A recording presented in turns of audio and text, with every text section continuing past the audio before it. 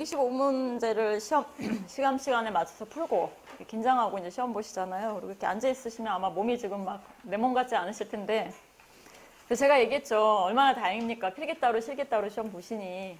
네, 그래서 집중해서 그냥 그 시간 몰입할 수 있으시면 가능합니다. 그리고 가실 때 꼭 진짜 간식 같은 거 조금 챙겨가세요. 그래서 시험 직전에 약간 달달한 걸 드셔야 집중이 좀 더 높아지긴 하더라고요. 저 같은 경우에는.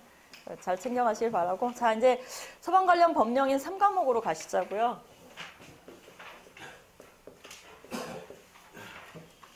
자, 이 소방법은 의외로 난이도가 있어요. 기사의 단답형 문제만 풀고 가시면 낭패를 보는 게 또 이 법이에요. 그래서 법을 보시면 전체적인 느낌이 지문이 길구나 하는 거예요. 지문이 길고 하나의 문제를 구성하는 데 있어서 한 개의 법정만 가지고 구성하지 않구나. 이런 게 이제 관리사에서의 어떤 큰 특징인 거죠.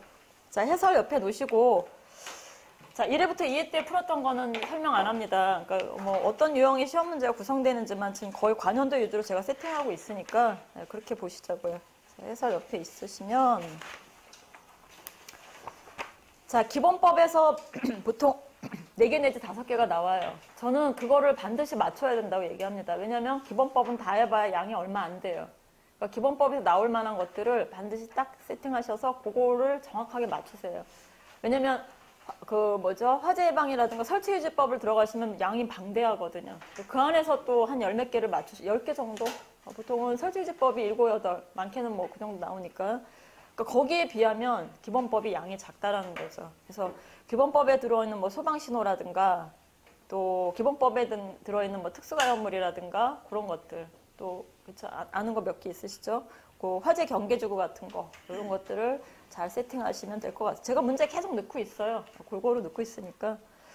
자, 51번은 예, 소방신호에 관련된 내용입니다. 해설 참고하시면 풀 수 있고 제가 이번에 그 정리하면서 그 사이렌 신호 같은 건 좀 언더라인을 쳤어요. 나올 때가 돼서. 그러니까 한번 참고로 쭉 읽으시면서 대략이라도 기억을 해두시고 발화 신호에 대한 부분은 사이렌이 5초 간격에 발화 신호입니다. 5초 간격에 5초씩 3일입니다. 그러니까 뭔가 발화했다라는 느낌의 짧은 어떤 간격을 두고 있구나라는 거고 나머지는 그거보다 경계 신호나 해제 신호에 대한 부분은 텀이 좀 길구나 이렇게 하셔서 대략이라도 보시면 될 것 같아요. 자, 나머지는 여러분이 봐주시고 자, 그 다음에 52번으로 가보시면 자, 소방기본법상에 있어서의 소방산업 육성, 진흥, 지원 등에 관한 설명으로 옳지 않은 거. 얘는 약간 내용이 숨어 있어요. 법에 보시면. 근데 이제 문제가 구성이 됐으니 자, 스타트를 보시면 다 국가는이에요. 국가가 해야 될 역할에 대해서 다 나열을 하는데 자, 해설을 제가 2개를 넣어놨을 거예요. 해설 보세요. 해설. 동아학생들 해설 출력하셔서 보시죠. 자, 해설해 보시면 위는 법 제39조 6을 넣었고요. 아래는 39조 7을 넣었어요. 자, 2개의 차이는 뭐냐면 위에 있는 39조 6은 소방기술의 연구 개발 사업의 수행인데 주어가 국가예요. 국가가 해야 될 역할을 얘기합니다. 국가는 이런 굵직한 것들을 하라고 돼 있어요. 자, 39조 7로 가시면 소방기술 및 소방산업의 국제화 사업이라고 해서 내용은 비슷한데 얘는 2항을 내려가 보시면 자, 소방청장은 주어가 소방청장이죠. 소방청장은 끝에 가시면 어떠한 사업을 추진하여야 한다예요. 추진해야 된다. 그러니까 직접적인 액션을 취하는 건 소방청장이 하는 거고요. 국가는 큰 정책을 잡아주는 거죠. 자, 이렇게 하셔서 읽어주시면 대략 느낌이 있으실 거예요. 그래서 52번의 문제는 1번, 2번, 3번은 다 큰 것들이에요. 그래서 국가가 해야 될 역할인 거고 4번을 내려가서 4항. 자, 소방기술 및 소방산업의 국제화, 국외시장 개척을 위한 사업을 추진해야 된다. 언더라인 치시죠. 뭐뭐를 추진해야 된다. 그건 누가 하는 거다? 소방청장이. 아셨죠? 이렇게 찾아가시는 정도로 갑시다. 자, 53번은 기본법을 위하여 벌금에 처해지는 자 구분해 놨으니 1번에 가시면 화재 경계지구 안에 소방 대상물에 대한 특별조사를 거부, 방해, 기피하면 100만 원 이하의 벌금이고 자, 나머지는 200만 원의 과태료인데 자, 과태료에서 뭘 좀 보시냐면 자, 53번의 지문 2번 보세요. 특수가연물의 저장 취급을 위반하거나 화재 경계지구에 대한 소방용수시설의 설치 명령을 위반하거나 아니면 4번에 내려가 보시면 자, 시장지역은 우리가 이제 화재 경계지구거든요. 이런 화재 경계지구에서 화재로 오인할 만한 우려가 있는 뭐 연막 소독하거나 이럴 때 원래 이제 소방서에다가 신고하게 돼 있거든요. 그걸 하지 않았을 때 이런 것들이 과태료입니다. 한번 읽어보시고. 자, 자, 54번은 중요 표시하셔서 특수가역물이 나올 때가 됐어요. 그래서 특수가역물은 지금 표에 있는 거, 우리 2회차 때 구성했던 건가요? 특수가역물을 이렇게 적재하는 어떤 그런 기준을 공부했는데 그거나 아니면 54번에 있는 것처럼 특수가역물에 있어서의 어떤 지정수량을 암기하셔야 됩니다. 자, 해설 보시죠, 해설. 자, 면화류 200kg 이상이면 특수가역물이 됩니다. 그렇죠? 자, 나무 껍질 및 대패밥은 400kg 이상이 되어야지만 특수가역물이에요. 그러니까 나무 껍질을 저장했는데 200kg만 갖고 있어요. 그럼 특수가역물에 있어서의 어떤 쌓는 높이를 맞추지 않아도 돼요. 자, 넝마, 종이부스러기, 사료, 볏짚류는 묶어서 1000입니다. 1000. 자, 넝마, 종이부스러기, 사료, 볏짚류. 자, 가연성 고체류는 3000. 석탄, 목탄은 만이에요. 만. 자, 가연성 액체는 액체이기 때문에 2m 3승. 자, 목재 가공품이나 나무 부스러기는 10입니다. 10m에서 3승. 자, 합성 수지류에 대해서는 뭐 섬유나 이런 것들은 제외한다가 이제 비고란에 있을 텐데 발포시키면 20, 그 밖의 것은 3000으로 되어 있어서 자, 이 숫자를 외우지 않으면 못 푸는 문제들이 많이 나와요. 기사도 그렇고. 그래서 그걸 이용해서 푸시면 되겠습니다. 자, 54번 네, 알아두시고 54번에 가시면 지문 4번 정도는 줄쳐서 기억해 두세요. 합성수지류에는 합성수지의 섬유, 옷감, 뭐 종이, 실과 이들의 넝마와 부스러기는 제외됩니다. 포함된다가 아니라 제외된다라는 비고란에 있어요. 그걸 좀 같이 갖고 가시죠. 자, 55번. 화재 경계지구의 지정에 대한 설명으로 옳지 않은 거 다 읽어보시고 2번으로 내려가시면 자, 시도지사는 화재 경계지구를 지정합니다. 시도지사가 놓치는 건 소방청장이 요청할 수 있거든요. 근데 2번에 가시면 시도지사는 화재 경계지구 안에 소방대상물의 위치, 구조, 설비 등에 대한 소방특별조사를 분기변 1회 이상을 실시해야 된다라고 되어 있는데 소방특별조사에 대한 부분은 연 1회 이상입니다. 연 1회 이상. 자, 그래서 해설에 한번 가보시죠. 자, 외워야 될 거는 일단 화재 경계지구에 대한 대상이에요. 1번부터 8번. 자, 그리고 시도지사가 지정한다라고 얘기했고 자, 시장지역 뭐 이렇게 쭉 있는데 그 중에 산업단지가 제일 늦게 들어온 거 6번 산업단지. 자, 그 다음에 7번은 알고 계셔야 될 게 소방시설이라든가 소방용수시설이나 소방출동로가 없는 애 동그라미. 뭐 미비한 이런 건 해당이 안 돼요. 없어야 돼요. 없는. 자, 그 다음에는 읽어보시면 되겠고 자, 2항으로 내려가 보시면 시도지사가 화재 경계지구로 지정할 필요가 있는 지역을 화재 경계지구로 지정하지 아니한 경우 시도지사가 놓친 거죠.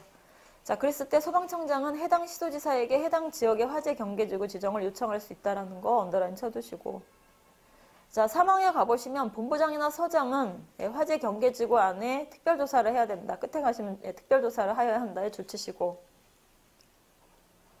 자, 그 다음에 아래로 내려가 보시면 이런 특별조사에 있어서의 어떤 화재 경계지구에 뭐 용수시설이나 소화기구 이 밖에 소방에 필요한 설비를 관계인에게 요청할 수 있습니다. 자, 근데 안 했을 때는 200만 원 이하의 과태료. 아까 위의 문제랑 연계하시면 돼요. 자, 그 다음에 6번에 가셔서 시도지사는에 동그라미 치시고요. 6항에 가서 동그라미 치세요. 자, 시도지사는 대통령령으로 정하는 바에 따라 제1항에 따른 화재 경계지구의 지정 현황, 언더라인 치시죠. 화재 경계지구를 지정한 현황. 또 두 번째 줄에 가시면 소방특별조사의 결과, 언더라인 치시고요. 소방특별조사는 우리 소방본부장이나 서장이 나가서 하지만, 자, 이러한 소방특별조사의 결과, 또 그 다음에 소방설비 설치 명령 현황, 또 소방교육의 현황 등이 포함된 화재 경계지구에서의 화재 예방 및 경계에 필요한 자료를 매년 작성 관리하도록 되어 있습니다. 자, 언더라인 쳐두시죠. 이게 시도지사가 해야 될 역할로 되어 있어요. 시도지사는 경계지구를 지정하고, 물론 액션은 이제 소방에서 해요. 자, 그런데 그거에 대한 결과물은 시도지사가 갖고 있게끔 이렇게 이제 법이 개정되어 있는 내용이니까 전체적인 흐름을 좀 잡아두시죠. 자, 특별조사는 연 1회입니다. 연 1회. 갖고 계시면 될 것 같고, 자, 넘기시죠. 관련 내용들을 좀 읽어보셨으면 해요. 자, 56번은 별표에 의해서 설비를 어떤 규모에 있어서의 특정 소방 대상물에 넣어야 될지가 이제 시험 문제인데, 사실은 저도 이거 다 못 외워요. 근데 이제 대략 느낌 가지고 푸는 거다라고 보시면 되겠고, 자, 도로 터널에서의 터널은 지금 길이가 1000m 이상이면 옥내 소화전 설비 설치 대상인데, 이번에 개정이 됐죠. 그래서 뭐, 도로에 있어서의 어떤 위험성이나 이런 걸 평가해가지고, 천이 안 되더라도 옥내 소화전을 넣을 수 있도록 문구가 개정이 됐습니다. 물론 천도 그대로 있어요. 천일 때도 있다라는 거. 자, 2번은 뭘 기억하시냐면 스프링클러 소화 설비는 지금 층수가 바뀌었죠. 원래는 11층 이상인데 지금 얼마로 바뀌었어요? 그렇죠. 6층 이상. 이거는 꼭 중요 표시해서 알고 계세요. SB 설치 대상은 이미 시행되고 있습니다. 6층 이상에 다 전층으로 들어갑니다. 6층 이상의 건축물에 SB는 전층. 보시면 되겠습니다. 자, 그리고 방열복, 인공소생기, 공기호흡기에 대한 거는 틀렸다는 게 금방 눈에 띄어서 이거는 그런 의미에서는 쉽게 찾는데 해설에 제가 넣어놓은 거는 피난설비 부분입니다. 자, 개정된 내용이니까 참고를 보시라는 뜻이었어요. 자, 가보시죠. 자, 피난설비의 피난기구 부분에 가시면 짙은 글씨 있을 거예요. 특정 소방 대상물의 모든 층에 안전기준에 따라서 피난기구를 두죠. 하지만 다만 단서에 가시면 자, 피난층, 지상 1층, 지상 2층, 또 층수가 11층 이상인 층은 제외가 돼요. 물론 그 아래 가시면 자, 유형물 저장 처리 시설 중에 가스 시설, 또 터널, 지하구 이런 데도 설치하지 않아요. 자, 그런데 지상 2층에 대한 부분은요. 노유자 시설 중에 피난층이 아닌 지상 1층과 피난층이 아닌 지상 2층은 제외한다. 이 얘기는 뭐냐면 노유자 시설은 피난층이 아닌 층에는 다 들어가는 거예요. 1층이 됐건 2층이 됐건. 자, 그래서 노유자 시설에 대해서 강화된 거 알아두시고 자, 그 다음에 인명구조기구에 대한 부분으로 내려가 보시면 자, 거기 줄 쳐져 있는 걸 풀면 되죠. 방열복, 또 방화복, 인공소생기 및 공기호흡기. 방화복은 최근에 이제 들어간 문구입니다. 자, 이런 것들에 대해서는 지하층을 포함하는 층수가 7층 이상인 관광호텔. 자, 아래 가시면 병원은 5층 이렇게 암기하시고 자, 공기호흡기에 대한 설치도 쭉 보셔서 같이 알아두시면 될 것 같습니다. 자, 이 별표 5에 대한 부분이 최근 개정 내용이 이거예요. 그러니까 이걸 좀 잘 보셔서 혹시라도 응용 문제 있으시면 풀어주시면 되겠습니다. 자, 문제 57번으로 가시죠. 자, 57번은 앞에서 이미 공부했어요. 어디서 했냐면 2회차 63번. 그래서 혹시 막혔으면 거기서 찾으셔야 돼요. 여러분들 이 심의위원회에 대한 어떤 역할은요. 중앙이냐 아니면 뭐 지방이냐의 어떤 심의 내용 가지고 문제 구성이 됩니다. 자, 그래서 지금 이 3회차에서 구성한 건 중앙이에요. 중앙소방기술심의위원회의 심의사항에 해당하지 않는 거. 자, 전체적으로 쭉 보시고 4번이 지금 답이죠.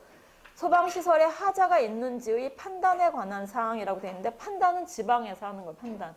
근데 판단 기준은 어디서 하죠? 판단 기준.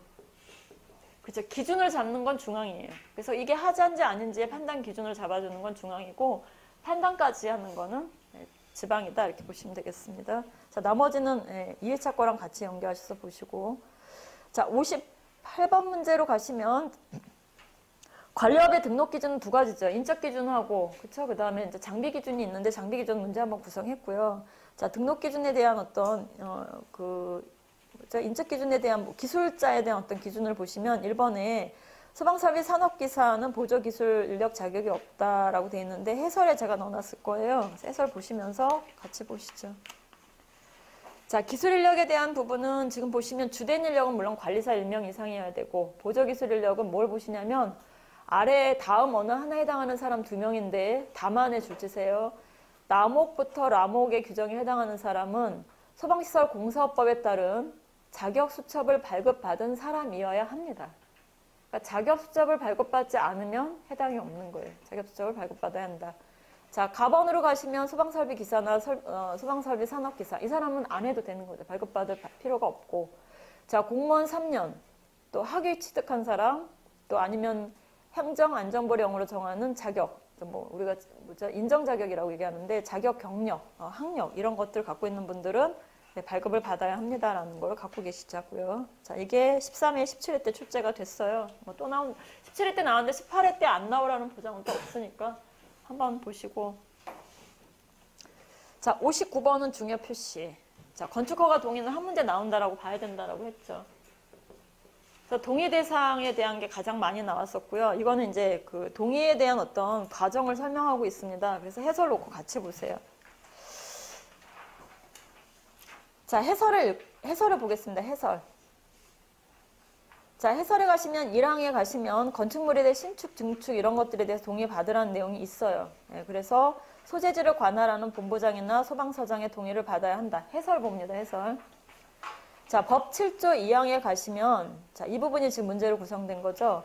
건축물의 대수선, 증축, 개축, 재축, 용도 변경이라는 거.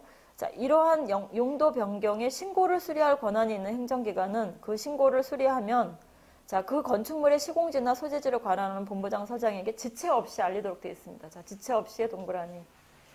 자, 그래서 동의에 대한 부분은 동의 대상이 제일 빈도가 높고요. 그 다음이 1거든요. 그러니까 이걸 잘 이제 분석하는 거예요. 지체 없이 그 부분에 대해서 용도 변경이나 이런 거에 대해서 알려야 되고. 자, 그 다음에 3항으로 내려가시면 동의를 받으면, 그죠? 본부장이나 서장의 동의를 받으면 그거를 그 기관에다 알려주는 기관인데, 자, 세 번째 줄에 있죠. 행정안전부령으로 정하는 기간 이내에 해당 행정기관의 동의 여부를 알려야 된다. 자, 며칠 이내에 알려야 되죠? 특급 대상일 땐 며칠? 그쵸. 그냥 기본적인 어떤 특급이 아닌 경우에 5일.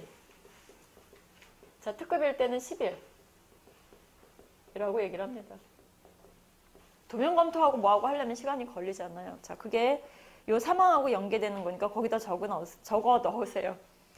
자, 행정안전부령으로 정하는 기간 이내에 해당 행정기관의 동의 여부를 알리는데 자, 기본적으로 5일, 특급일 때 10일입니다. 자, 근데 만약에 서류가 좀 미비해요. 보완기간이 있어요. 보완기간. 자, 4일입니다. 날짜가 다 골고루 들어와 있으니까 거기다 같이 적어주세요. 자, 동의에 대한 부분은 소방서장이나 본부장이 그 행정기관에다 알려주는 기간이 있어요. 5일 이내에 알리거나 10일 이내에 알려야 되고 서류가 들어온 게 미비해요. 그럼 보완기간을 4일 이내로 이제 하도록 주고 있어요. 보완기간 4일. 자, 4항 읽어보시고요. 5항도 읽어보시고 자, 6항이 이제 지금 시험 문제에서 나온 겁니다. 자, 다른 법령에 따른 인가 허가에 언더라인 치셔서 바로 아래줄에 내려가시면 인허가라고 얘기합니다. 인허가 등. 자, 인허가 등에 대한 어떤 동의는 맨 아래로 내려가세요. 본부장 서장은 행정안전부령으로 정하는 기간 이내에 확인 결과를 알립니다. 자, 인허가는 7일이에요. 7일. 그러니까 이 동의에 대한 관련된 이 7조만 가지고도 숫자가 지금 이렇게 많이 들어오는 거예요. 그러니까 얘가 이제 문제를 구성되니까 잘 기억하세요. 그래서 아까 얘기했지만 2항에 가시면 대수선, 용도 변경 이런 건 지체 없이 알리도록 돼 있고 그다음에 그거는 이제 그 행정기관에서 우리 소방서에 알리는 기간이잖아요. 지체 없이 알리도록 돼 있고 이번에는 반대로 본부장이나 서장이 행정기관에 알리는 기간은 5일이나 10일, 보완기간 4일 또 맨 아래 내려가셨을 때 인허가 등에 대해서는 7일 이런 것들을 세팅하시면 문제를 풀 수 있습니다. 자, 그래서 59번 문제로 다시 가시죠. 59번에 가보시면 자, 1번 맞고요. 이건 뭐 읽으면 되겠고 자, 2번도 좀 알고 계셔야 되고 자, 건축물 사용 승인에 대한 동의할 때는 공사업법에 따른 소방시설의 공사의 완공검사 증명서를 교부하는 것으로서 동의를 가름할 수 있고요. 자, 3항에 가보시면 건축허가 등의 동의를 요구한 기관이 그 건축허가 등을 취소에 동그라미 치시고 취소하였을 때는 7일 이내에 알리도록 되어 있습니다. 자, 그 다음에 4항은 아까 얘기했던 대수선입니다. 뭐 용도 변경, 대수선 이런 것들은 10일이 아니라 뭐다? 지체 없이. 그렇죠. 지체 없이. 이렇게 하셔서 동의에 대한 시험 문제가 지금 제가 1회차부터 계속 내고 있거든요. 그때 하나씩 다 분석하셔서 갖고 계세요. 자, 문제 60번으로 들어갑니다. 자, 여기에 가시면 종합정밀 점검에 관련된 내용으로 옳지 않은 것을 골라라.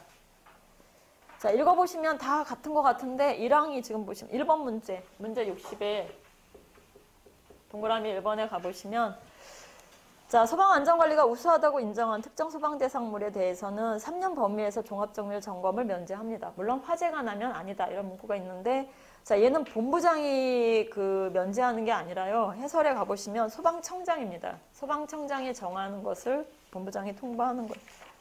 해설 참고하셔서 60번 정확한 문구를 갖고 계시면 좋을 것 같고 해설 가보시죠. 자, 연 1회 이상이 기본이고 특급은 반기에 1회 이상, 즉 1년에 2번 이상을 받아야 해요. 22조 1항 1호가 특급입니다. 특급.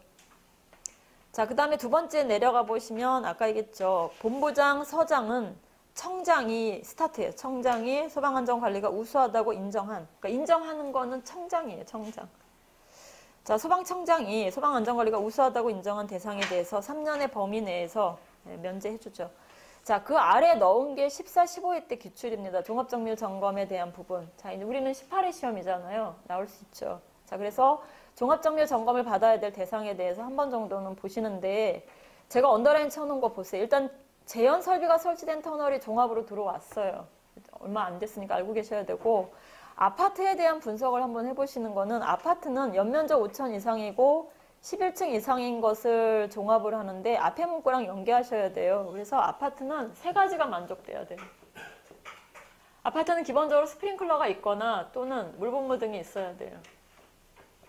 가스계. 스프링클러 설비 또는 물분무 등 소화 설비가 있거나 엔드. 연면적 5천 이상이 돼야 되고요. 엔드. 층수가 얼마 이상? 11층 이상이어야 돼요.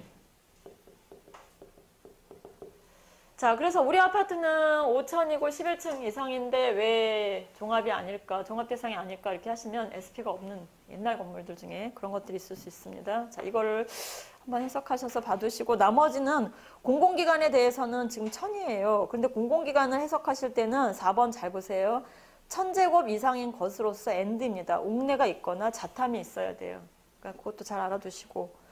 자, 그 다음에 2번은 지금 다중이 없어져. 단란주점, 유흥주점, 영화상영관 이렇게 해서 몇 개 쭉 나열되어 있는 거 암기하셔야 되고, 2000 이상이면 종합입니다. 자, 이거는 예상 문제로 여러분 하나 갖고 가시자고요. 죄송한데 나머지는 해설 안 해요. 보시고. 자, 다음 61번. 자, 복도 통로로 연결될 둘 이상의 특정 소방 대상물을 하나의 대상물로 보지 않는 경우. 자, 이거는 비고란에 있는 걸로 문제가 구성이 됐죠. 그래서 실기에서도 나온 적이 있고. 자, 내화 구조로 된 연결 통로가 벽이 없는 구조로서, 자, 벽이 없을 때가 몇 미터를 우리가 두 개를 하나로 보죠? 벽이 없을 때와 벽이 있을 때가 헷갈릴 거예요. 벽이 없을 때. 벽이 있을 때. 연결 통로 중에. 여러분, 벽이 있으면 화재가 바깥으로 빠져나갈 수가 없어요. 열기류가. 그러니까 더 긴 거리까지를 하나의 대상물로 보거든요. 자, 벽이 있을 때 몇 미터? 그래서 얘가 10미터예요. 얘가 6미터. 이 10m 이내를 동일 건물로 보는 거예요. 하나의 대상물로 본다. 물론 셔터를 하거나 방화문을 달면 별개로 보고. 그렇게 해석하는 겁니다. 자, 그래서 비고란 참고하셔서 헷갈리지 않게 갖고 계세요. 정 헷갈리면 하나만 외우세요. 벽 있을 때 10 이렇게 하나만 외우는 게 더 나을 수 있어요. 자, 그 다음에 62번 중요 표시하시고, 방염은 하나 정도 예측하셔야 돼요. 지금 제가 예측합니다라는 거 하나씩 꼭 나왔던 거예요. 분석했을 때. 그래서 방염은 제가 1회부터 구성하고 있어요. 방염 대상에 대한 어떤 대상. 그다음에 두 번째는 방염 물품. 지금 세 번째가 방염에 대한 성능 기준이거든요. 그러니까 이 정도 세 개가 우리 법의 전체적인 문구니까 그걸로 해석하시면 됩니다. 자, 그래서 62번 중요 표시하시고, 죄송한데 설명은 못하겠습니다. 여러분이 보셔서 시간 뭐뭐 이내 뭐 그런 것들, 그쵸? 횟수, 뭐 접촉 횟수에 대해서는 그렇죠? 3회 이상, 2회가 아니라 3회죠. 3회 이상 이런 것들 암기하시면 되겠어요. 연기 밀도는 얼마 이하죠? 연기 밀도. 그쵸? 400 이하. 이거 외우셔야 돼요, 숫자들. 자, 그래서 성능 기준 중요 표시하셔서 외우시고. 자, 63번에 가보시면 화재 예방 쪽에 가시면요. 끝에 가시면 뭐 우수 소방 대상물에 대한 선정 이런 것들이 나오는데, 이건 약간 뭐랄까 사이드에서 나왔던 시험 문제인데요. 잘 몰라도 한번 보세요. 어떤 우리 소방 물품에 대해서 소방 대상물에 대해서 우수 소방 대상물에 선정을 한다는 건 굉장히 중요한 업무예요. 그래서 그렇게 선정할 수 있다는 게, 그래서 평가위원으로 유축될 수 없는 자를 골라라 그랬을 때 딱 보시면, 자, 두 번째, 소방안전관리자로 선임이 된 소방기술사.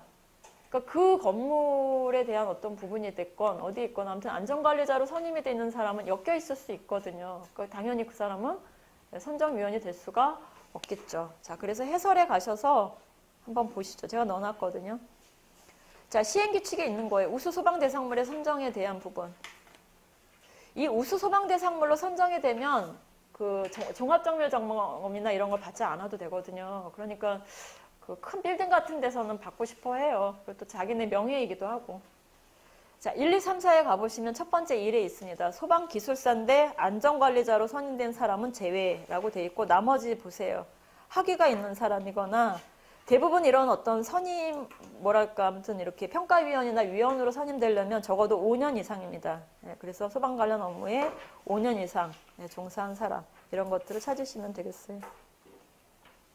자, 64번은 관리사 시험에 대한 응시할 수 없는 사람을 물어보는데, 자, 이거는 참고로 보시고, 여러분들 우리 관리사 시험은 지금 여러분이 다 이제 관리사 시험에 대한 어떤 경력이잖아요. 그러니까 뭐 쉽게 풀 수 있으려 보고, 여러분 산업기사는 몇 년 이상이 돼야 되죠? 산업기사?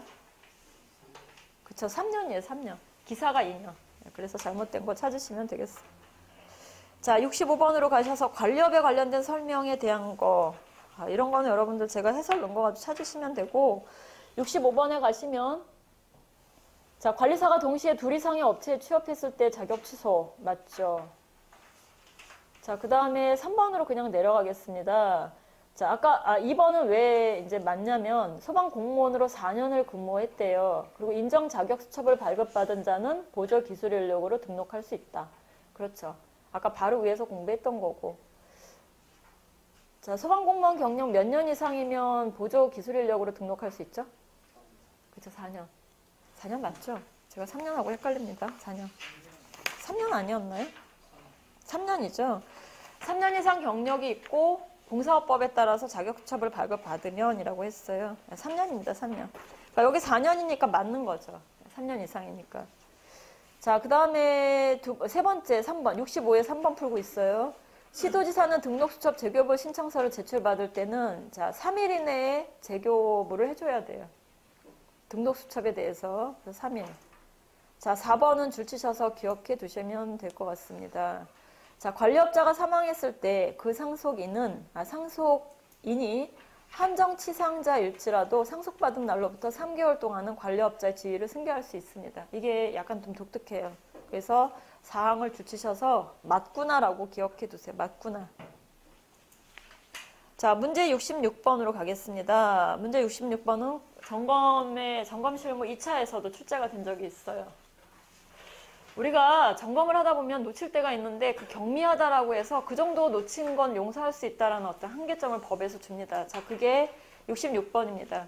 다음 영업정지에 해당하는 위반사항으로서 위반행위의 동기 내용 횟수, 그 결과를 고려한 그 처분 기준이 2분의 1까지 경감하여 처분할 수 있는 경우와 관계없는 거.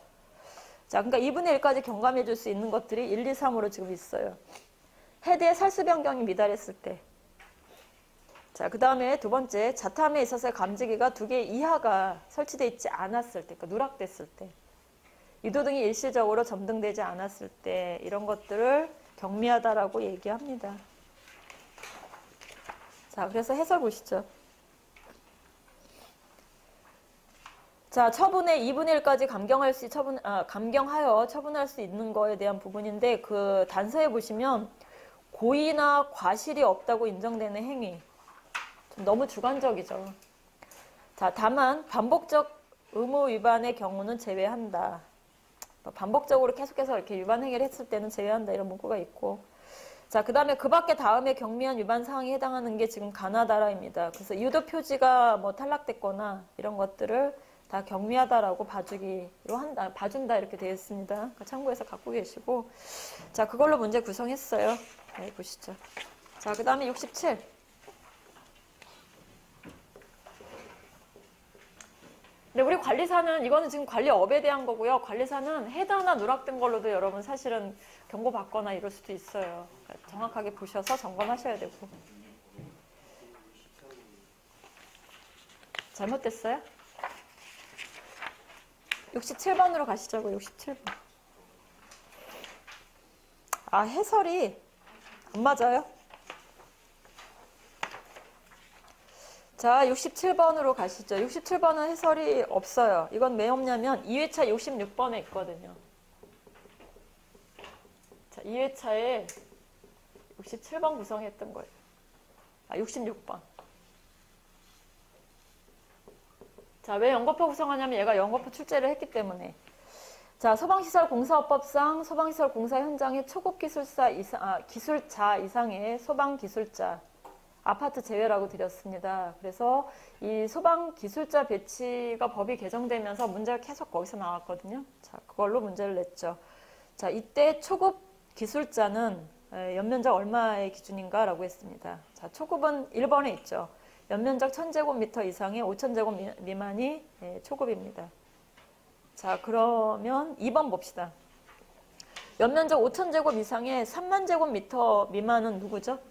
중급. 자, 근데 플러스 하세요. 거기에 플러스. 자, 또는 물분무 등 소화 설비. 이건 출제가 됐어요. 물론 호수릴 제외예요. 호수릴만 했을 때. 자, 얘가 중급. 이렇게 구분하면 좀 외우기 쉬울 거예요. 5,000에서 3만 제곱 미만이 중급이고, 자, 그 다음에 3번에 가시면 3만 제곱미터 이상의 20만 제곱미터 미만이 보이시죠? 자, 거기에 플러스 층수는 지하층 포함 16층에서, 그쵸?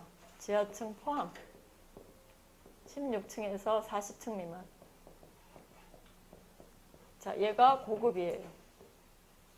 감리가 아니라 기술자예요, 기술자. 자, 그 다음에 4번 지문으로 구성한 걸 가시면 연면적 20만 제곱미터 이상. 자, 이러한 특정 소방 대상물의 공사 현장, 특급 기술자인데 지하층 포함 40층 이상이어도. 이게 엔드라는 뜻이 아니라 이렇게 같이 묶어서 보시라는 뜻이에요. 자, 층수를 봤을 땐 40층 이상이면 특급 기술자를 배치해야 됩니다. 감리보다 한 단계씩 낮아요. 그래서 감리인 경우에는 이 현장에는 소방 기술사들만 배치하고 뭐 이렇게 돼 있잖아요. 자, 이 문제가 계속 출제가 됐었어요. 이 문제, 요 67번 지문으로 공부하시면 좋을 것 같아요. 자, 68번은 뭐 벌칙 기준이니까 암기하시고, 자, 69번은 어떻게 찾으시냐면, 공사 착공 신고에 대한 대상은요, 뭔가 이렇게 증설공사에 대한 부분이 우리가 알고 있는 어떤 설비가 한 세트예요, 한 세트. 그래서 뭐 연소방지 설비는 살수구역이 증가하거나, 비콘이면 전용 회로가 증설되거나 이런 식으로 해석을 하시는 겁니다. 그래서 제가 해설에 넣어놓은 어떤 지문을 보시면 69번을 가보시죠. 자, 소방시설의 공사의 착공신고 대상입니다. 자, 증설공사라고 언더라인 쳐져 있는 거 보이시죠? 그래서 옥내나 옥외 소화전 설비의 증설공사일 때가 착공신고 대상이 되고, 나목을 가만히 읽어보세요. 자, 스프링클러의 방호구역이 늘어나거나, 간이 스프링클러의 방호구역이 늘거나 이런 식이에요. 자탐 설비의 경계구역이 늘어나거나, 재현의 재현구역이 늘어나거나 이런 것들을 얘기한다. 자, 더 이상 읽지 않겠습니다. 보셔서 찾아내시죠. 자, 70번에 가셔서 안전관리 기본계획은 지금 최근에도 출제됐는데 또 나올 수 있어요. 얘도 중요 표시. 다중도 기본법 정도의 어떤 문제를 예측하세요. 5개? 많게는 5개, 적게는 4개. 뭐 이 정도가 나옵니다. 자, 다중이업소는 범위가 많지 않은데 그렇게 낼려니 이렇게 세세한 데서 나올 수밖에 없어요. 그래서 다중이업법은 좀 골고루 보시는데, 안전관리 기본계획이 지금 기본으로 세팅이 되어 있습니다. 자, 그리고 제가 얘기했죠. 다중이업법은 특별법이에요, 소방에. 그래서 시도지사랑 관계없다라고 했어요. 다 우리 소방 관련된 내용으로 해설을 하시면 됩니다. 자, 그러면 찾을 수 있어요. 70번을 잘 몰라도. 자, 3번에 가시면 다중이업소의 안전관리를 위하여 시도지사는 매년 이런 말 필요 없다고요. 다 우리 소방청장이나 본부장, 서장이 문제를 접근하시면 되겠습니다. 자, 대신에 해설에 가보세요, 해설. 자, 70번에 가보시면 16회 17회 연거퍼 나온 거 보이시죠? 안전관리 기본계획 수립 시행 등에 관련된 내용은, 자, 주어가 소방청장이 출발이에요. 소방청장은. 안전관리 기본계획을 세웁니다. 그래서 2항에 가시면 기본계획 내용이 있어요. 한 번만 쭉 읽어보세요. 안전관리에 관한 기본 방향, 뭐 이런 것들. 자, 그리고 5회 2에 가시면 다중이업소의 화재 배상 책임보험에 관한 기본 방향. 자, 5회 3에 가시면 화재 배상 책임보험의 가입, 관리, 전산망 구축, 운영 이런 세세한 것까지 들어가 있어요. 또 5회 4에 가시면 화재 배상 책임보험 제도의 정비, 또 개선사항 이런 거 있다라는 거 보시고, 자, 그 다음에 3항으로 내려가시면 이런 청장은 기본계획에 따라서 매년 연도별 안전관리의 수립을 시행하라고 되어 있고요. 또 4항에 내려가 보시면 자, 이렇게 수립된 어떤 계획을 시도지사에게 통보하게끔 돼 있어요. 그러니까 역으로 이제 우리가 주는 거죠. 다중이에 대한 관련된 내용들은. 자, 요게 조금 갖고 계시면 좋을 것 같습니다. 참고하셔 두시고. 자, 71번은 지난주에도 출제됐던 건데, 다중이업소의 화재위험 평가는 일단 화재위험 평가를 하는 어떤 다중에 대한 그 기본 그 설명을 지난주에 드렸었고요. 자, 71번 보시죠. 다중이업소의 화재위험 평가 등에 관한 설명으로 옳지 않은 것을 골라라. 자, 1번 맞죠. 5층 이상인 건물로서 다중이업소가 10개 이상. 기억나시죠? 지난주에 해드린 거. 자, 그 다음에 2번 넘어가시고 3번으로 가보시면 소방서장은 화재 위험 유발 주수가 C등급인 경우에 조치를 명할 수 있다. 자, 우리는 등급이 A에서 E까지 있어요. A, B, C, D, E. 자, 그 중에서 하위 2개를 나쁘다라고 평가해요. 그래서 뭔가 조치 명령 내리는 건 D나 E예요. D등급, E등급. 해설에 잘 넣어놨으니까 봐주시죠. 자, 그 다음에 4항은 언더라인 쳐서 따로 공부하세요. 화재위험 평가의 대상자가 화재위험 평가서를 허위로 작성했을 때는 1차 행정처분 기준이 업무정지 6개월입니다. 이거는 법 내용에서도 아주 사이드에 있는 거예요. 그냥 줄쳐서 지금 보세요. 화재위험 평가의 대상자가 화재위험 평가서를 허위로 작성했을 때 6개월 영업정지. 지금 봐두시고. 자, 72번도 이행강제금이라고 해서 되게 좀 사이드에 있어요. 자, 보시죠. 다중이업소에 있어서의 안전관리에 관한 특별법상 이행강제금을 부과하는 경우. 자, 이 이행강제금을 부과할 때는 어디냐면 1번입니다. 다중이업소의 사용금지 또는 제한명령을 위반했을 때 이행강제금을 부과하는데, 자, 적으세요. 이행강제금은 1천만 원 이하예요. 1천만 원 이하로서 이행강제금 부과를 하고, 이 이행강제금을 부과했는데 돈을 안 내요. 그러면 어떤 식이냐면 매년 2회의 범위에서, 자, 그 조치명령을 이행할 때까지 부과합니다. 2회의 범위에서 조치명령을 이행할 때까지 부과를 하는 거죠. 안 내고 버티는 그런 데가 있잖아요. 자, 이행강제금은 이걸로 기억해 둡시다. 자, 일단 이행강제금 부과는 아까 얘기했지만 다중이업소의 사용금지라든가 제한명령을 위반했을 때 금액은 1,000만 원 이하다, 뭐 이런 거. 자, 73번으로 넘어가시면 이제 위험물에서 들어와 있습니다. 위험물 법에 대한 내용. 안전관리 교육 대상자의 명시자. 이거 이제 기출인데, 자, 거기서 뭘 좀 보시냐면, 안전관리 자료 선임된 자, 자, 탱크 시험자의 기술 인력으로 종사하는 자, 자, 디귿번에 가보시면 위험물 운송자로 종사하는 자, 이 세 사람이 안전교육 대상자예요. 자, 세 개를 그냥 묶으세요. 자, 그런데 이렇게 안전교육 대상자를 안전교육하는 건 두 군데서예요. 안전협회랑 산업기술원에서. 대부분은 안전협회에서 교육합니다. 우리 왜 안전관리에 대한 어떤 부분 교육을 안전협회에서 하니까. 자, 근데 이 중에서 약간 고난이도의 어떤 교육을 해야 되는 사람이 한 분 있어요. 그게 누구죠? 그렇죠. 탱크 시험자의 기술 인력으로 종사하는 자, 니은의 언더라인 치시고, 그 사람의 교육은 소방산업기술원이에요.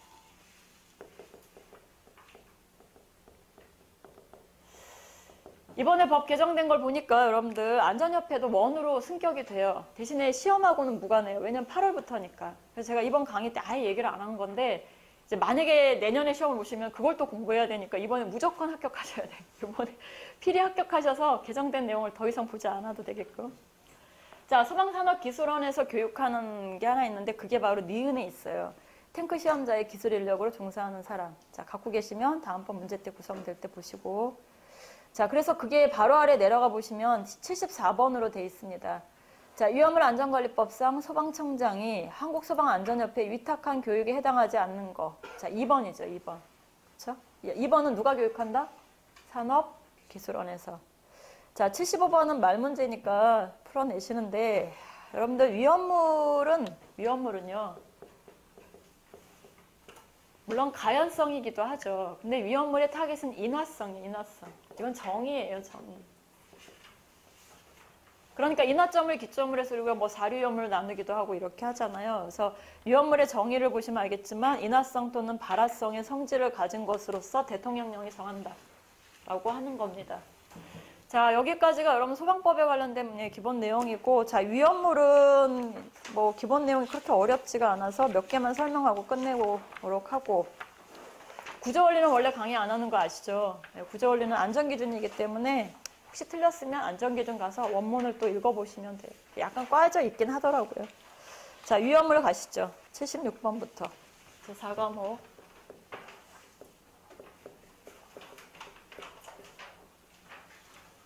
여러분 공부를 안 하고 가서 운 좋게 합격했다라는 관리사 필기는 없어요. 기사는 그럴 수 있어요. 기사는 공부 하나도 안 했는데 뭐 그런 거 많이 들으셨죠. 뭐 일주일 책 봤는데 뭐 붙었어 뭐 이런 얘기 막 하시는데 관리사는 그렇게 하긴 좀 무리수가 있어요. 이 찍어서 25문제를 맞춘다는 게 쉽지가 않거든요. 특히 이런 유형물이나 뭐 법 같은 거가. 자, 76번은 여러분 찾을 수 있을 것 같고요. 자, 77번을 보세요. 77번이 지난 2회 때도 한번 구성했던 문제 유형입니다. 자, 1,2위험물인 과산화나트륨 1kg이 완전히 열분해되었을 때 생성되는 산소를 구하래요. 산소는 표준 상태에서 약 몇 리터인가 그 분자량을 줬어요. 나트륨이나 산소에 있어서의 어떤 그 원자량은 암기해 두시는 게 좋아요. 나중에 실기 가시면 어차피 외우셔야 돼요. 자, 그래서 이 과산화나트륨이 1kg이 완전 열분해되었을 때 산소에 있어서의 리터를 구하시려면 보다시피 분해식이 있어야 됩니다. 그래서 해설을 보시죠.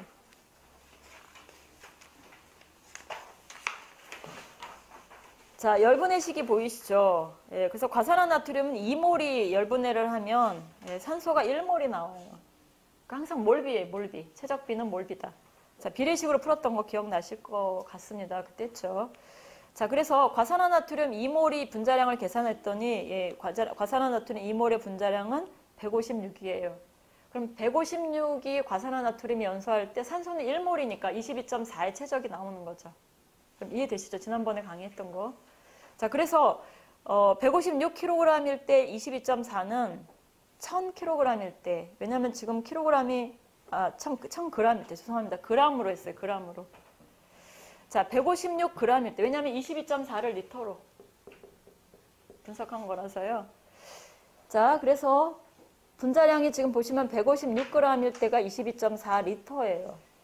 자, 그랬을 때 1kg라니까 1000g은 몇이냐라고 해서 비례로 푸시면 됩니다. 자, 얘가 나중에 어디서 필요하냐면 분말 소화약제 열분해 반응식 같은 실기 문제에서도 출제가 돼요. 지금이라도 자꾸 보세요. 자, 몰비는 최적비이기도 하다. 이렇게 이해하시면 돼요. 몰비는 최적비다. 그래서 좀 보셨으면 하고. 자, 78번 문제는 뭐 암기해서 푸는 거라 더 이상 얘기할 거 없고. 자, 79번은 제가 이번에 만들어서 한번 넣어봤어요. 그래서 사류위험물에 있어서 이석유리에 해당하는 거. 자, 해설에 가보시죠. 자, 사류위험물은 우리 일반적인 어떤 대표 물질들은 암기해요. 예를 들면 이등경, 이석유리는 등유경우다라고 외우는데 그 뒤에 있는 물질들을 주면 얘가 이석유리인지 삼석유리인지 막 헷갈리거든요. 지금 보세요. 자, 이석유리의 종류는 의산, 초산, 테레핀유, 장내유 이런 것들이에요. 뭐 스틸렌 이런 것도 있는데 끝에 가셔서 클로로벤젠 동그라미 치시고 히드라진 꼭 알아두시고 히드라진은 기출이에요. 자, 그 다음에 삼석유리는 중유나 클레오소티온은 암기하고 있어요. 자, 그런데 에틸렌 글리콜, 글리세린, 니트로벤젠의 동그라미 치시고요. 아닐린 이런 게 삼석유리예요.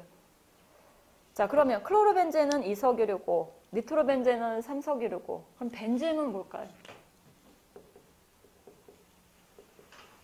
찍어야죠. 그렇죠.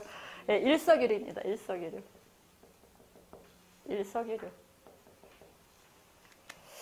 자, 여기서 지금 용어가 등장하는 것들이 아까 얘기했지만 히드라진이 일단 이석유리라는 거 기억해야 문제 풀 수 있고요. 또 의산이나 초산도 이석유리에 있어서의 어떤 그런 거다라는 걸 알고 있으셔야 될 겁니다. 자, 니트로벤젠과 클로로벤젠은 이번에 구분하세요. 자, 클로로벤젠은 이석유류, 니트로벤젠은 삼석유류 이렇게 해서 푸시면 되겠고, 자, 문제 80으로 가겠습니다.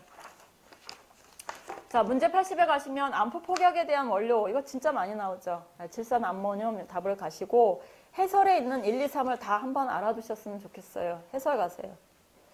자, 해설에 가시면 인류위험물이 의외로 많이 나오는데요. 그 중에서 특히나 2등급에 있어서의 질산염류가 잘 나와요. 전체적인 분석해 보신 분은. 자, 그 중에 질산칼륨, 질산은, 질산나트륨, 질산암모늄의 가장 대표 성질들을 지금 정리해 놨어요. 그러니까 적어도 이 정도는 갖고 가셔야 합니다. 자, 질산칼륨은 흑색 화약입니다. 흑색 화약. 또 질산은은 갈색으로 변질돼서 적갈색 병에 담아야 하고, 자, 질산나트륨은 칠레초석입니다. 그리고 질산암모늄은 지금처럼 암포 폭약의 원료예요. 적어도 여기에 세팅되도록 갖고 계시죠. 자, 81번으로 넘어가셔서, 자, 일위험물의 금속분. 너무 많이 나와서 뭐 더 이상 얘기할 게 없어요. 계속 구성하고 있으니까 풀어보시고. 자, 82번으로 가셔서 삼류위험물에 대한 성질에 관한 설명으로 옳지 않은 거. 자, 삼류는 뭐가 잘 나오냐면 삼류위험물이 연소시에 거기서 나오는 어떤 가스, 그게 독성인지 뭐 분해가스인지 이런 것들을 얘기합니다. 자, 그래서 82번에 제가 해설에 정리해 놨으니까 이렇게 나란히 놓고 보세요. 자, 삼류위험물은 금수성이나 자연발화성 물질이다 이렇게 공부하는데, 자, 그 중에 해설 보세요. 금속의 인화물, 또 칼슘의 탄화물, 또 알루미늄의 탄화물. 자, 이런 것들이 연소시에 뭐가 나오는지가 문제에 되게 잘 구성돼요. 자, 금속의 인화물은 인화칼슘이 대표적인 건데, 그 중에 이제 뭐 인화석회라고 돼요. 같은 이름이에요. 인화칼슘이나 인화석회는 보시면 알겠지만 인이 들어있어요. 피. 그래서 여기서 나오는 물질이 포스핀이라고 하는 독성 가스예요. 포스핀. 자, 칼슘의 탄화물은 대표적인 물질이 탄화칼슘입니다. 카바이트라고도 해요. 자, 그래서 CaC2인데 얘는 아세틸렌 가스가 나와서 위험해요. 자, 알루미늄의 탄화물은 같은 탄화물인데도 불구하고 얘는 메탄이 나옵니다. 그래서 얘가 계속해서 말 문제에 섞여서 이렇게 구성이 되고 있고 또 나왔었어요. 그러니까 이거 지금 잘 구분하셔서 갖고 계시는 걸로 하시자고요. 자, 그럼 뭐 더 이상 얘기할 거 없죠. 나머지는 여러분이 푸시고. 자, 그 다음에 문제 83번으로 내려가셔서 오류위험물에 관련된 내용입니다. 아, 이거 넘어가도 될 것 같고요. 자, 이 84번도 그닥 어렵지 않아요. 대신에 84번은 여러분 육류위험물로 지금 구성한 문제인데 옥내 저장소의 저장 창고 바닥 면적은 얼마까지가 가능하죠? 2,000이 아니라 1,000이에요, 1,000. 네, 제가 해설이 있으니까 해설 보시면서 서로 비교해 두시면 좋을 것 같아요. 자, 그거 나머지도 중요하긴 한데 여러분 푸실 수 있습니다. 예를 들면 3번에 가보시면 피레침 설치에 대해서는 지정수량 몇 배? 이미 앞에서 구성한 문제 중에 있었는데. 그치, 10배. 이렇게 하나하나 나올 때 그때그때 찾고 외워주세요. 자, 85번 넘어가고요. 자, 86번으로 갑니다. 위험물 안전관리법상 위험물 제조소의 소화 난이도 1등급 중, 자, 언더라인 치시죠. 유황만을 저장하는 옥내 탱크 저장소에 설치하는 소화 설비는 뭐다? 그쵸, 이거 외우십시오 했을 거예요. 물분무입니다. 물분무 소화 설비. 등이 없어요. 가스개가 아니라 물분무 소화 설비. 아셨죠? 자, 87번. 위험물 안전관리법상 위험물 제조소의 압력계 및 안전장치 중에서 위험물을 가압에 동그라미 치시고 가압하는 설비에 설치하는 안전장치가 아닌 거라고 물어봤습니다. 자, 그래서 가압하는 설비에 쓸 수 없는 게 바로 밸브 없는 통기관이에요. 그리고 나머지는 가압하는 설비에 쓰는 것들이라서 해설에 가보시면 자, 사지선다형 문제로 구성하기 좋다라고 제가 강의 때 얘기했을 거예요. 제조소에 기타 설비에 있는 건데 1, 2, 3, 4 묶으셔서 갖고 계세요. 그래서 가압하는 설비에 있어서의 어떤 압을 빼는 거다라는 거죠. 안전장치에 대한 설비다라고 해서 보시면 되겠습니다. 파괴판 포함됩니다. 같이 갖고 가시고. 자, 88번은 주요 취급소에 있어서의 방화상 유효한 유리인데 얘가 지금 빈도가 2번 정도 출제가 됐는데 다 숫자로 단답형 문제였거든요. 제가 이번에 지문을 다 넣어서 문제 구성을 한번 해봤어요. 자, 수치도 필요하고, 자, 1항을 보시면, 자, 주요 취급소 내의 집안면으로부터 70cm를 초과하는 부분에 하나의 유리를 부착할 수 있습니다. 그래서 바닥에 가까운 곳은 유리를 두지 못해요. 유리가 이제 바닥에 흘러서 혹시 이렇게 뭐죠? 화재가 일어날 수 있거나 이렇기 때문에, 자, 하나의 유리판의 가로 길이가 2m 이내일 것이 기출이에요. 2m 이내 기억하시고. 자, 3번 읽어보시고, 4번으로 지금 문제 구성을 했는데, 자, 유리의 구조는 접합 유리입니다. 그리고 비차율은 1시간이 아니라 뭐다? 30분입니다. 30분 이상의 방화 성능으로 인정될 것 이렇게 되어 있으니까 한번 갖고 계시죠. 여러분 이건 문제를 좀 바꿉시다. 구조의 기준으로 잘못된 거. 방화 성능 30분 이상이니까 1시간짜리 둬도 법에 위배되는 건 아니잖아요. 제가 만든 문제라서 구조 기준으로라고 바꾸세요. 자, 주유취급소에 담 또는 벽의 일부분에 부착할 수 있는 방화상 유효한 유리의 구조 기준. 구조 기준으로 잘못된 거. 여기서는 그냥 문제로 지금 봐두세요. 또 틀린 거 가지고 막 항의하지 마시고 이런 의미에서 구성했던 문제니까 한번 풀어보시고. 자, 89번은 기출입니다. 그래서 이동 탱크에 있어서의 뭐 칸막이, 방파판, 방호틀 두께 암기하셔서 푸는 문제입니다. 따로따로 해설에 있으시니까 외우셔야 돼요. 자, 그리고 90번. 자, 위험물 안전관리법상 옥내 탱크 저장소의 탱크 전용실을 단층 건물 외의 건물에 설치할 수 없는 위험물. 자, 이거는 해설 보시면 있을 거예요. 그래서 90번의 해설에 가보시면 옥내 탱크 저장소에 있어서의 기준에 가시면 옥내 탱크 저장소 중 탱크 전용실을 단층 건물 외의 건물에 설치할 수 있는 것들이 있습니다. 자, 외에다 표시하셔서 단층 건물에 설치하는 것들은 좀 위험한 것들이거든요. 그래서 단층 건물 외의 건축물에 설치하는 것들은 지금 보시면 1위 위험물 중에서는 황활인, 정린, 덩어리 위험 이런 거고요. 3위 위험물 중에서 황린 가능해요. 물론 이제 수조에 넣어서 보관해야죠. 자, 4위 위험물 중은 인하점이 38도 이상인 위험물만 가능하고 또 6류는 질산이 가능합니다. 자, 이렇게 이제 지문으로 보시면서 익히시면 좋을 것 같아요. 자, 91번 문제도 의외로 문제 빈도는 조금 있어요. 자, 91번 보시죠. 위험물 안전관리법상 제조소 건축물에 동그라미 치시고, 자, 제조소이냐 아니면 저장소이냐로 구분하거든요. 제조소, 저장소. 자, 소화 난이도 등급을 구분할 때 소요 단위라는 걸 계산을 합니다. 자, 제조소의 건축물이 외벽이 내화 구조인 경우일 때는 100제곱을 1소요 단위로 해요. 내화 구조. 100제곱. 자, 근데 내화 구조가 아니면 줄여요. 위험하니까. 그래서 기타일 때는 50이에요. 자, 암기하시고. 자, 저장소는 소요 단위가 내화 구조일 때가 50, 잠깐만요.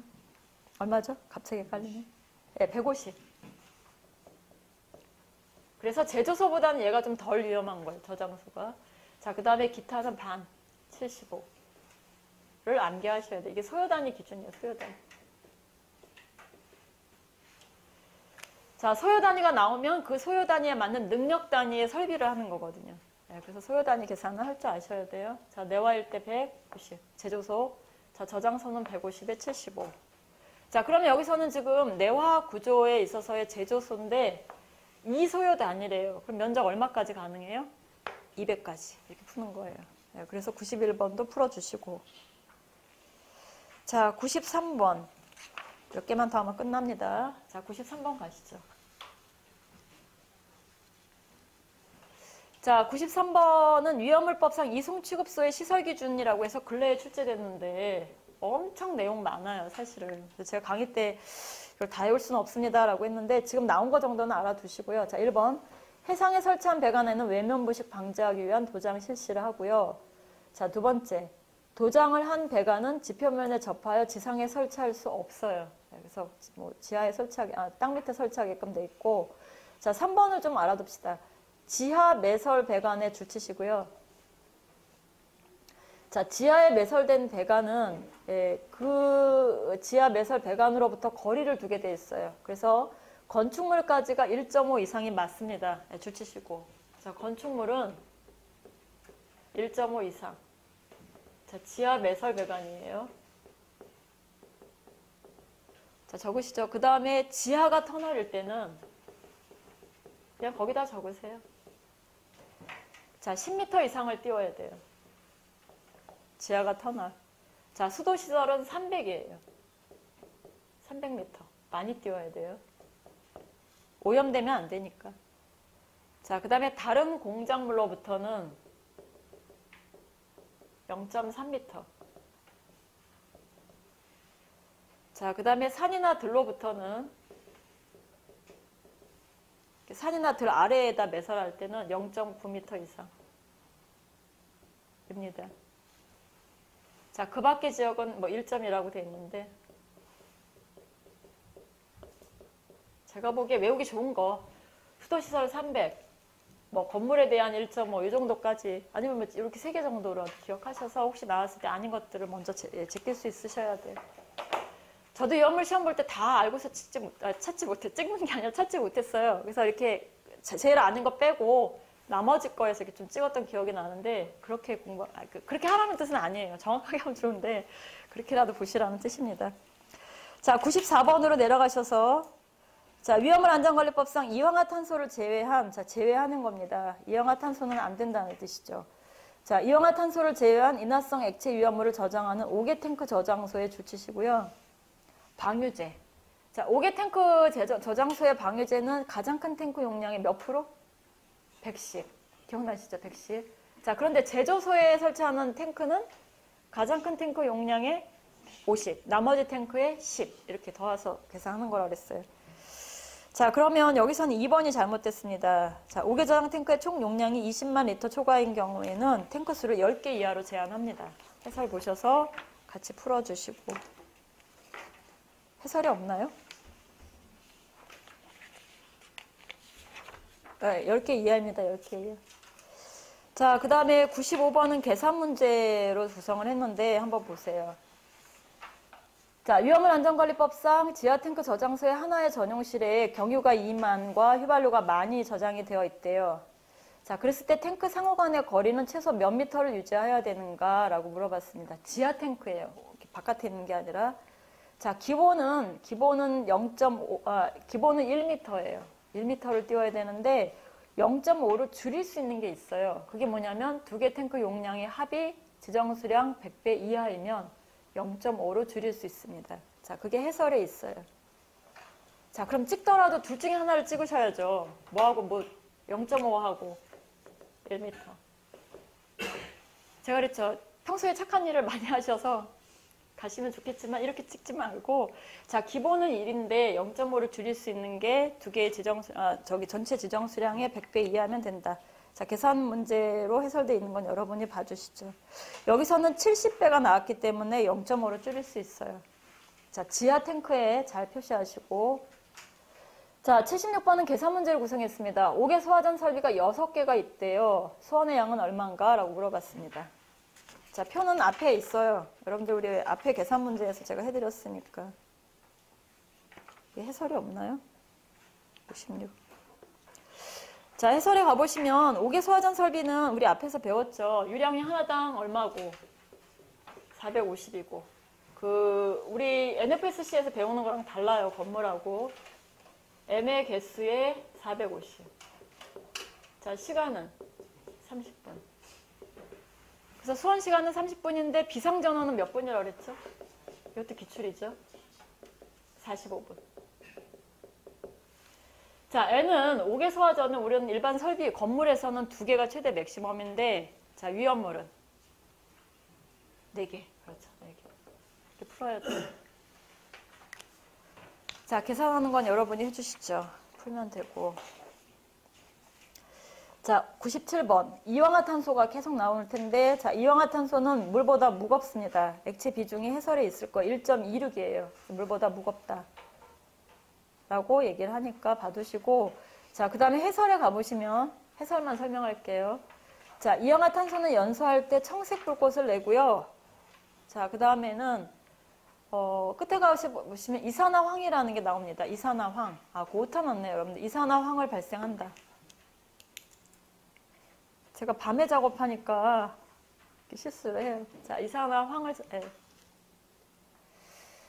자, 그리고 자신도 유독하다 이렇게 얘기했고 이황화탄소 위험합니다. 네, 유독하고 고온의 물과 반응했을 때 황화수소 같은 독성, 가스가 나오기도 합니다. 자, 황화수소 이런 것들을 기억해 두시자고요.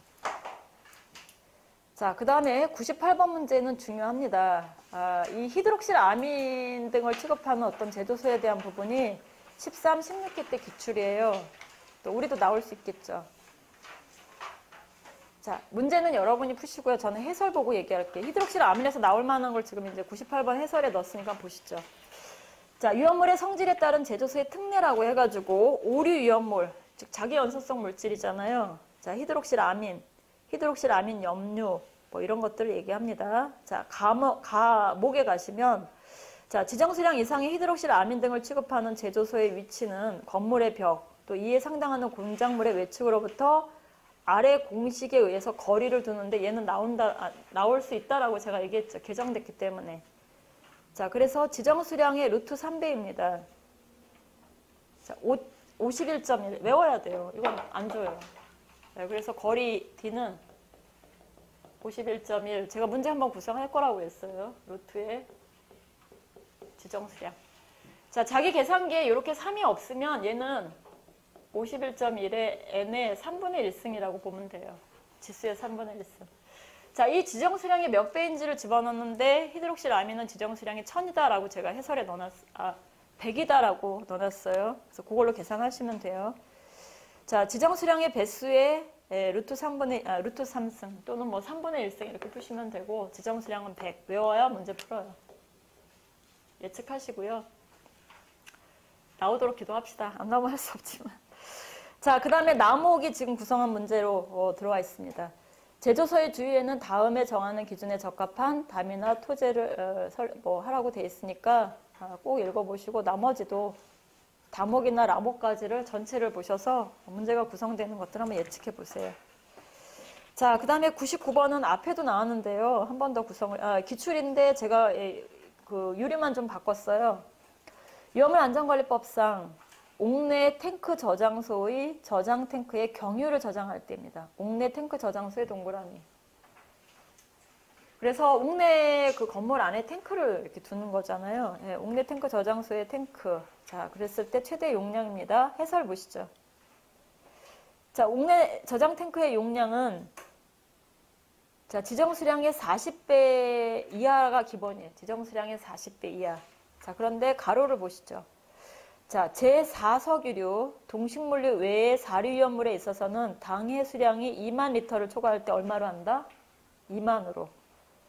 자, 그러니까 2만 리터로 해야 되는, 맥시멈을 2만으로 해야 되는 거는 3석유류 이상이에요. 그래서 특수인화물, 1석유류, 2석유류, 3석유류까지인 거고, 자, 사료위험물이나 동식물은 그렇지 않다라는 거죠. 사료위험물이나 동식물은 40배로 할 수 있어요.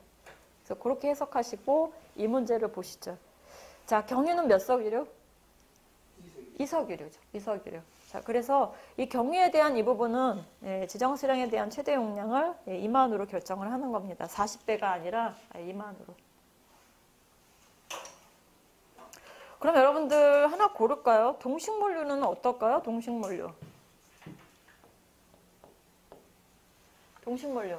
자, 지정수량 얼마? 4만. 그렇죠. 동식물류는 글씨가 지정수량이 만이잖아요. 만. 자, 그러니까 이거에 40배. 4만이 되겠죠. 만 맞나요? 40만? 3.